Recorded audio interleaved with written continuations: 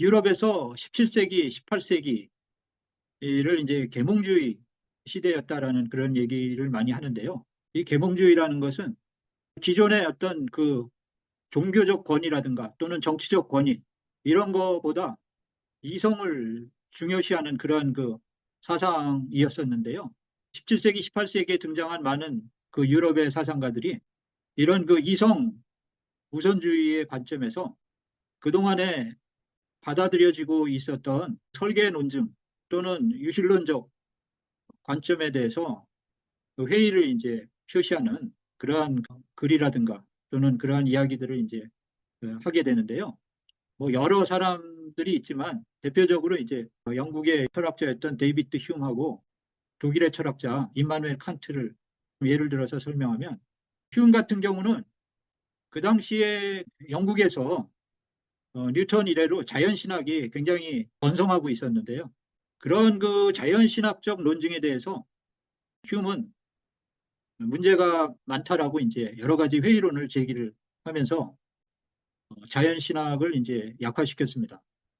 휴미 대표적으로 이 자연신학과 관련해서 제기한 문제 중 하나는 그 당시에 이제 자연신학자들이 자연에 있는 복잡한 생명체의 구조는 복잡한 시계가 지성적인 시계 공에 의해서 만들어질 수 있는 것처럼 놀라운 지성을 가진 신적 존재에 의해서 이것이 설계된 것이다. 라는 이제 그런 그 논증을 많이 했었는데요. 이제 휴은 그런 논증이 시계와 유기체와의 공통점만 인식했지 그 차이점은 보지 못했다라고 이제 비판하면서 설계 논증을 좀 약화시켰거든요.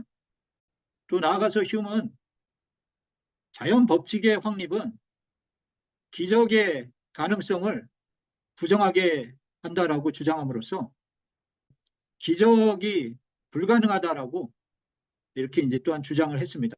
즉 신적 개입에 의해서 일어날 수 있는 특별한 어떤 그 현상이 불가능하다라는 것을 이제 주장을 한 거거든요.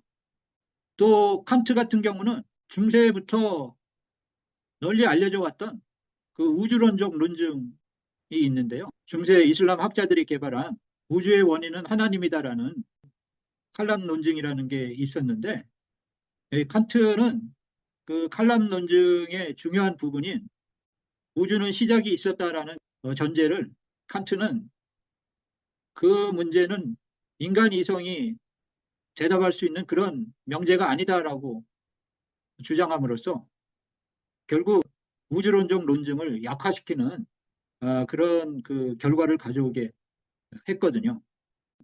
그래서 이런 식으로 이제 계몽주의 사상가들이 기존의 설계 논증이나 우주론적 논증에 대해서 회의를 표시함으로써 그런 논증들을 약화시키는 결과를 가져오게 됐고요. 나아가서 19세기 중반에 프랑스의 철학자 오기스트 콩트는 지식의 발전이 3단계로 이루어진다고 주장하면서 즉 신학적 단계에서 철학적 단계에서 과학적 단계로 이렇게 발전이 이루어진다라고 주장하면서 오직 자연현상을 자연 법칙이나 물질적 과정으로 설명할 수 있을 때 그런 그 실증적인 또는 과학적인 지식만이 실제적인 지식이 될 수 있다라고 주장을 함으로써 자연에서 관찰하는 복잡한 그런 생명체의 모습이나 또는 자연 법칙 이런 것들을 그 종교로부터 완전히 분리시켜 갖고 과학을 세속화를 시킨 것이거든요.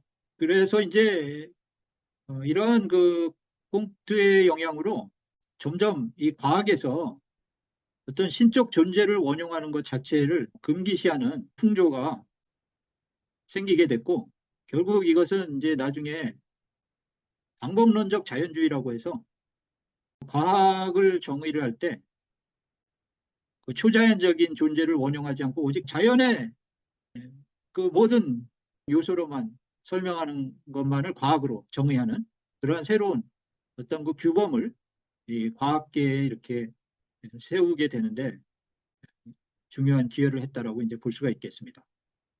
근데 뭐 이런 그 철학적인 어떤 그 주장 또 그런 변화뿐만 아니라 어떤 면에서 더 중요한 그런 그 변화를 이끌었던 것은 그 18세기, 19세기 과학계에서 일어났던 중요한 변화 또 발전이었다라고 이제 볼 수가 있겠는데요.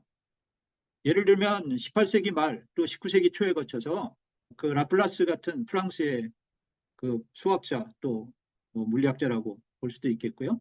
이런 그 사람은 이 태양계가 신적 개입 없이 자연적으로 생성될 수 있다라는 그런 성운 가설을 주장을 했고요.